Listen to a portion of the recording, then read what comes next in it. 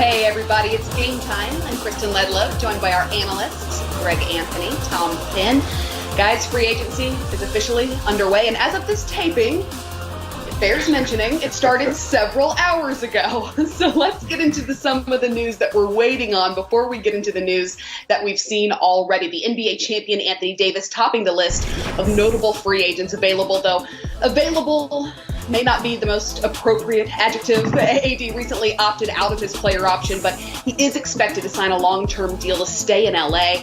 Earlier today, ESPN reported AD's desire to wait until after Thanksgiving to put pen to paper. Gordon Hayward of the Boston Celtics also opted out of his player option in order to explore free agency. He averaged more than 17 points and 6 rebounds in 52 games for the C's last season. But some other teams have gained some traction here, though. Earlier this week, the Wall Street Journal calling Fred VanVleet the undrafted $100 million player. And despite being one of the best players available on the open market, ESPN has reported it's very likely that he returns to the Raptors, as the team does have the ability to offer a 5-year contract right in the range of $138 million. But like I said, we've got to get into what has happened today, guys, because there has been a lot. According to his agent, Danilo Gallinari has agreed to join the Atlanta Hawks for 3 years with a contract worth $61.5 million. He spent last season with the OKC Thunder after signing a similar contract with the Clippers back in 2017. GA, let me start with you. What is the expectation here for Gallo in ATL? Well, I think it's a great sign, first and foremost, for Atlanta. This is a team that they've got a budding star, obviously, with Trae Young, but they need veteran leadership, and they need guys that can be productive. And Danilo Gallinari has been one thing, and that's productive throughout his entire career. I think he fits in seamlessly. Plus, he has the ability to play multiple positions. He can play the stretch four. He can play the small forward position. He gets to the free throw line. I think it's a great get for them, and it shows you that it's a team that's trying to take that next step to get to the postseason, and Gallinari is, I think, a welcome asset for the Hawks. How important, Tom, can that veteran leadership be for this team? If it's the right veteran, it's critical, and he is the right veteran for all the reasons Greg said, but also he's just a great pro. He's a great locker room guy. He just shows up and does his work. Certain free agents come in, expecting to get a ring. Of course, only one team gets a ring, and then you get drama that follows after that. I want out of here, I don't. Gallinari's going to show up every day. He's going to perform the way Greg said, and then he's going to help nurture the young guys along and advance them from just being early legit to being maybe playoff legit sooner rather than later in Atlanta. Well, also, according to his agent, Joe Harris has agreed to a 4-year deal worth $75 million to return to Brooklyn. Tom, let me stay with you because we may know little about what the Nets roster this season is going to look like, but a shooter to surround any potential superstars has got to be a beneficial signing.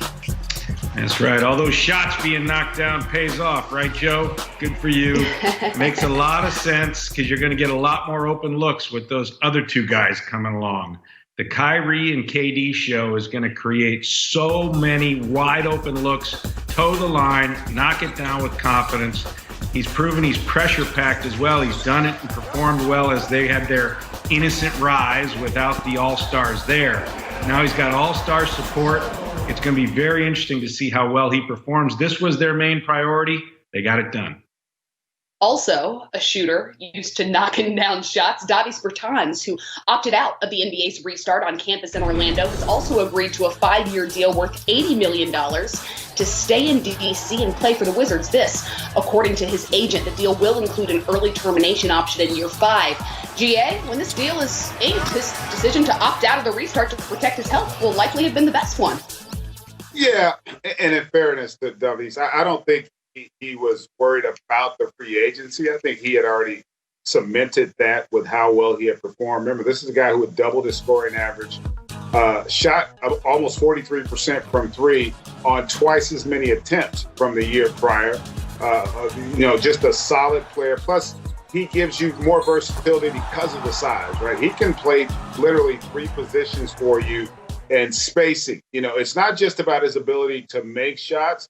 It's about, just like with Joe Harris, it's about their ability to space the floor. It gives more room for your better players to play. And so this was an invaluable signing for the Wizards, one that I, in a lot of ways, felt like was a foregone conclusion. He was such a valuable piece of the puzzle for the Wizards moving forward. Well, let's head out to the Western Conference because this was, well, fun, we'll call it. Dwight Howard tweeting, then deleting. I'm staying right where I belong, Laker Nation. I love y'all. Purple and gold never gets old. Again, the tweet was taken down minutes later. Then The Athletic reported his agreement with the Philadelphia 76ers, a one-year deal worth $2.6 million, according to ESPN. Also reported by The Athletic, the reigning champion Lakers nearing a deal with Sixth Man of the Year Montrezl Harrell. Patrick Beverley initially tweeting, again, a lot of fun on NBA Twitter this evening. With several choice emojis. But then he did come back and say, for real, I'm happy for him, though. So let me start with you, GA, on Dwight. What's going to be expected from him in Philly? Well, listen, I'm a little shocked that he decided to go that route. The minutes are going to be there based on how much Joel plays. Remember, this is not a scenario where he's going to be on the floor with Joel Embiid. He is purely going to play backup minutes. And at this stage of his career, it's probably all he was going to get anyway. It's just a matter of what are you looking to do big picture. It does put him back with Daryl Morey, but this is a guy that did help the Lakers win a championship, played a vital role. And now he gets to go to Philadelphia and see if he can help that team get to the finals. I was a little surprised by this, but big picture, if you're the Lakers, I think they got to be thrilled with what they've been able to accomplish thus far this offseason with not just getting Schroeder, but also Montrezl Harrell, because it not only helps their roster, but it also really impacts negatively the Clippers roster in losing him. Let's talk more about that deal, Tom. How did it go down with Montrezl, and do you see him in a similar role off the bench? Man, how about Montrezl? Taking his 19 points a game, his 7 boards, and his Sixth Man of the Year trophy about 82 feet down the Staples Center hallway. Amazing pickup for the Lakers, and what a blow to the Clippers. Montrezl Harrell represented the spirit of that team, the fight. He was beloved by Clipperland, and for him to just go over to the purple and gold, wow, that is a big deal given the importance of the Laker-Clipper battle for the championship out here in the West. And then Dwight, man, put your phone down. You know, there's no reason to tweet before you got a deal, right? And then I don't know why he's in such a hurry to take a deal tonight. Yeah. He basically took something near the minimum. What was the rush? As a veteran with all the money he's made, why not wait and see where you go? But I guess the Sixers really wanted him, and he couldn't get the answer out of the Lakers, and he was just dying to make his announcement. This is really wild. Well, let's talk a little bit more about the 82 feet between those locker rooms that you mentioned at Staples Center, because not only is Wes Matthews as a free agent agreeing, with the reigning champion Lakers on a one-year deal worth $3.6 million, but we're also hearing now, GA, that Marcus Morris will agree to stay with the Clippers as well. So, again, things starting to take shape in LA. Yeah, if you're the Lakers, I think they're really thrilled. And really to Tom's point, too, for Dwight, you're signing a minimum contract in essence. So you could wait till the day before camp to sign a minimum contract. I mean, that there's no real financial benefit in that regard. And you've given up an opportunity to possibly have a chance to win another World Championship. But in terms of that dynamic between the Clippers and the Lakers, you got to tip your cap. And I was following on social media. People are saying, well, the Clippers proved that Montrezl wasn't that valuable. And the point I made, Montrezl Harrell was the third most important player for the Clippers.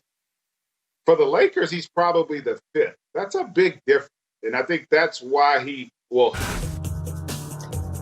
Here's a look at the most guaranteed money left on contracts around the league, with Damian Lillard and his $257 million over the next 6 years sitting on top. And guys, the frenzy surrounding free agency has begun, but contract extensions worth the conversation as well, especially when they're worth, around $220 million. Because if he wants to, Giannis Antetokounmpo can sign such a contract to stay in Milwaukee for the next 5 seasons. So let me ask you this, GA. He has the opportunity to join this list. Is it a contract that you would sign, or would you explore options elsewhere? Well, I think if I'm Giannis, I'm going to wait. and explore options. And it's not that the numbers aren't ridiculous; they are. But there are a few guys in our league that are going to command those dollars no matter where they go. And ultimately, it's about legacy and competing for championships. And right now, this situation is a lot like what LeBron went through when he first left Cleveland. The question is, if you're Giannis Antetokounmpo, are the Milwaukee Bucks in a position to build a team that's worthy of me being on to compete for a championship? Because ultimately, that's what this is going to be about for him. And so I don't think he signs it. And especially with what just went down in terms of the deal that fell through for Milwaukee or not, I can ultimately get to a championship with this team and this front office. And so he's probably going to wait, knowing that he's going to have some tremendous suitors who have proven that they know what it takes to win a championship, a la Toronto and Miami in that Eastern Conference. I'm glad you mentioned that, Tom. Let me ask you, because 24 hours ago, the New York Times first reported the league's investigation into this failed sign and trade agreement between the Kings and the Bucks that would have sent Bogdan Bogdanović to Milwaukee. What happened there, and how big a loss could that asset potentially be? Unsure how big the loss is. Certainly Milwaukee wanted to add him as part of the, hey, Giannis, let's prove that we love you and we're going to be better. But here's a tip for you guys. If you do a secret deal, you're better off keeping it secret. And they went public. This deal got out publicly way ahead of the period of time where you're allowed to negotiate and sign deals. The entire league went crazy, all the executives, because we're supposed to be enforcing these anti-tampering rules. And that's frankly what must have been going on. So the league's now investigating that. Bogdanović has said, I didn't ever agree to anything. I didn't want to do that. And he's on the free agent market. And that deal's blown up. But what's more interesting about Giannis is what's going on or not going on in Miami, because that's the spot for him. And Pat Riley is doing one-year deals, is keeping the gang together, is not taking up any of his cap space for next year so that he can be an available option for a superstar MVP, double MVP type talent. You know who that is. So as long as Miami's got that room, I would expect Giannis to have one eye looking down to South Beach. but don't we all always? The Bucks, though, have agreed to a trade with the Pelicans that lands Drew Holiday. But as I mentioned earlier in the show, Wes Matthews has agreed with the reigning champion Lakers on a one-year deal. Do you see the moves being made by Milwaukee as enough to keep him? Or do you think that perhaps not only does he have one eye down on South Beach, but perhaps one foot out the door? Well, I just, I don't even think he's got an eye elsewhere. I just think he wants to see how next season plays out. Because remember, again, this is a team that the last 2 years, they were the one seed in the Eastern Conference, and they didn't win the Eastern Conference. And so I think the fact that they're making these moves, okay, we all think they're positive moves, but that's not the question. The question is, are they enough to get over the hump? And that's what remains to be seen, and we're going to find out this upcoming season. If I'm Giannis, if I'm his representation, and this is the beauty of the leverage guys have today, he's not worried about his future. He could get hurt this year. We saw it with Kevin Durant. He still signed a max deal, right? So he knows that's going to be there for him. What he doesn't know what's going to be there for him is a chance to win a championship in Milwaukee, and that's why I think they're going to wait to see how this season plays out. Well, speaking of max deals, De'Aaron Fox became the first in free agency to agree to a maximum contract extension worth $163 million over the next 5 seasons with the Sacramento Kings. He did average a career-best 21 points and nearly 7 assists a game last season at, the ripe old age of 22. So, Tom, what does this deal this soon say about the importance that the Kings have placed upon his being the face of the franchise? Wow, they think he's the man to commit to him early and to give him the full boat. You typically do that for somebody that's taking you to the playoffs, that you believe you can build around. Fox has had good production, but in today's NBA game, everybody's numbers are quite inflated. I just haven't seen the type of franchise level pillar out of him that warrants this kind of deal early. I don't know what you think, Greg. I get what you're saying, and I agree with you. He's gotten better every year.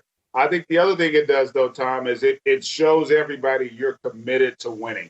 And that's one less guy we have to discuss moving forward. We can put our attentions and focus on free agents, draft, prospective trades, knowing that our cornerstone at the point guard position is going to be here for the next 6 years.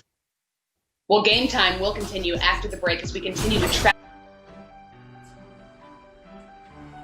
Hey guys, follow me.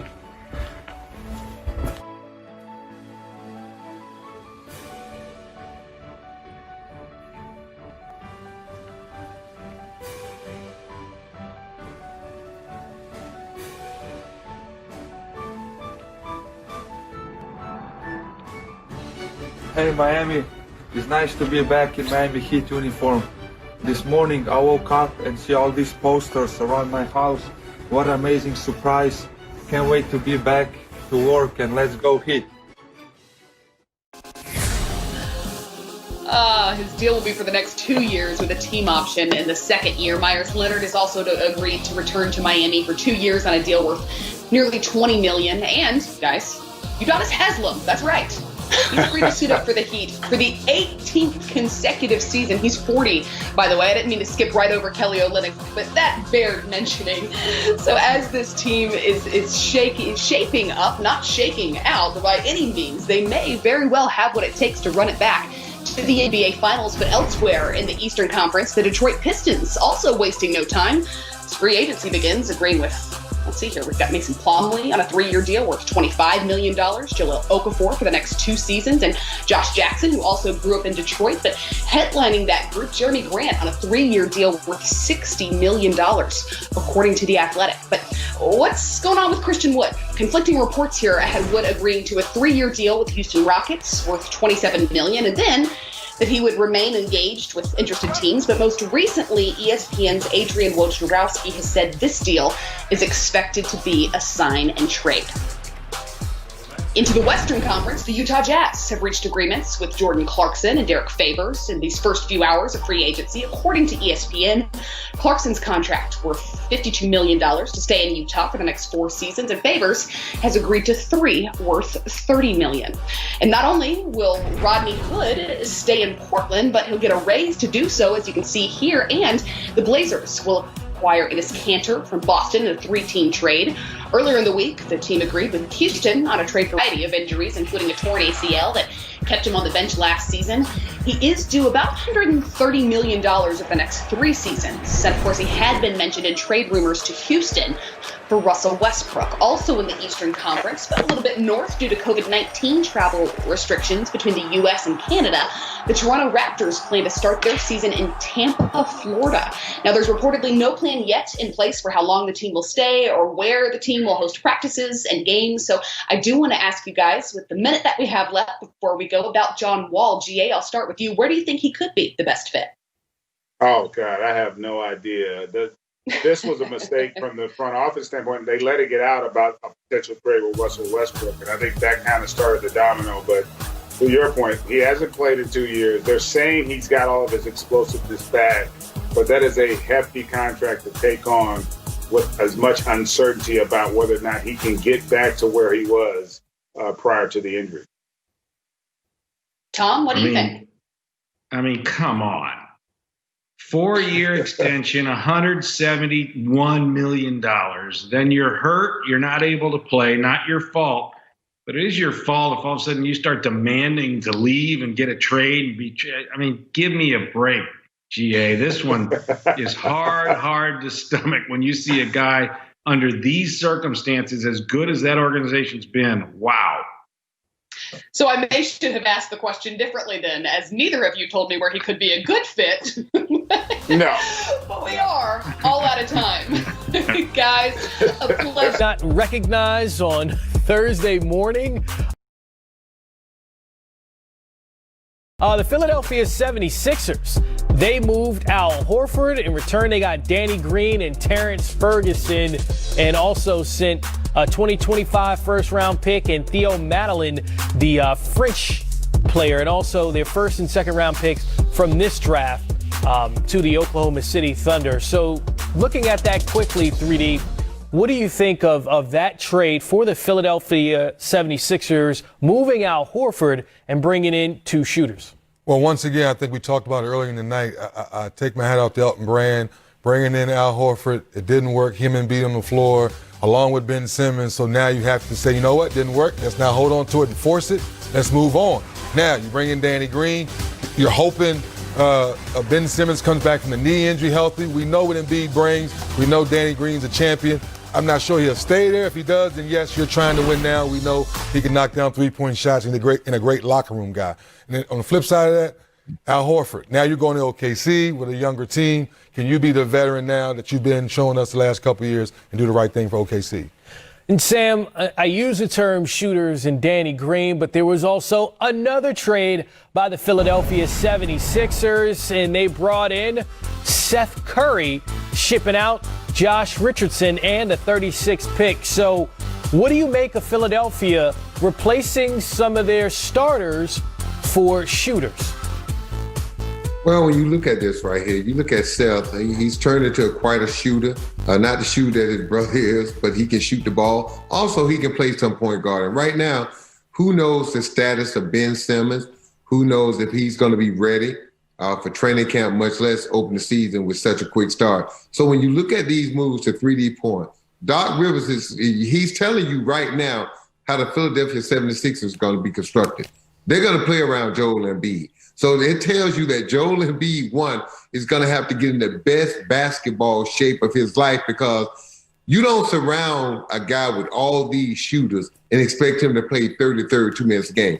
He's going to have to up his usage to about 38, 39 minutes a game. He's going to have to be durable. He's going to have to play 70 to 72 games this year, if possible, Philly to reach his potential. So when you look at these moves, Doc Rivers, they're putting Elton Brand, they're putting shooters around Joel Embiid. So 3D, they're telling Joel Embiid, this is your basketball team. Mm-hmm. We're putting the pieces around it to make you successful. Go get in shape, big fella. Earn it. Let's look at the picks from 21 to 25. Seth, any of these guys stand out to you? Well, Tyrese Maxey is a guy interesting, kind of a dynamic scorer from Kentucky. People are going to want to compare him to other Kentucky players like a Jamal Murray. I don't think he's that kind of a pure shooter.